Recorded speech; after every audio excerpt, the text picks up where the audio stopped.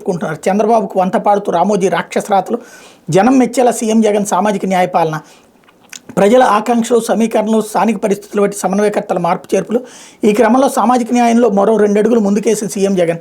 గత ఎన్నికల్లో అగ్రవర్ణాలు పోటీ చేసిన 7 అసెంబ్లీ స్థానాల్లో ఇప్పుడు 5 బీసీలకు, 2 మైనార్టీలకు, రెడ్డి సామాజిక వర్గానికి చెందిన 3 ఎమ్మెల్యేలకు సీట్లు ఇవ్వలేదని స్పష్టం చేసిన సీఎం జగన్ 56 నెలలుగా సామాజిక న్యాయం అంటే ఇది అని చాటి చెబుతూ సంస్కరణలతో అడుగులంటూ నిన్న ఏదైతే సామాజిక అన్యాయం చేస్తున్నారంటూ ఈనాడు రాసిన వార్తకి కౌంటర్ ఇది.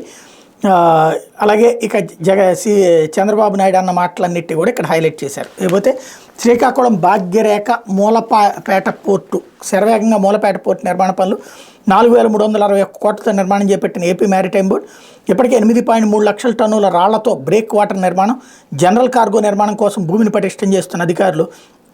వచ్చేడాది అక్టోబర్ నాటికి అందుబాటులోకి రానున్న ఓడరేవ్ అంటూ శ్రీకాకుళానికి ఇంతవరకు రానటువంటి ఒక చక్కటి అవకాశాన్ని ఇస్తున్నామంటున్నారు. ఇది పూర్తయితే అద్భుతంగానే ఉంటుంది.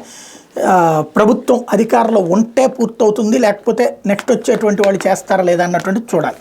లేకపోతే బీసీల బతుకులు మారాయి అంటూ వైఎస్ఆర్సీపీ వల్లే బడుగులకు సమున్నత స్థానం, చంద్రబాబు 14 ఏళ్ల పాలనలో బీసీలకు ఒరిగిందేమీ లేదు, ప్రతిపక్షాలవన్నీ మోసపు మాటలే, వాటిని ఎవరు నమ్మద్దు. బీసీ సంక్షేమ సంఘం జాతీయ అధ్యక్షుడు కృష్ణయ్య స్పష్టీకరణ. విజయవంతమైన 139 బీసీ కులాల ఆత్మీయ సభ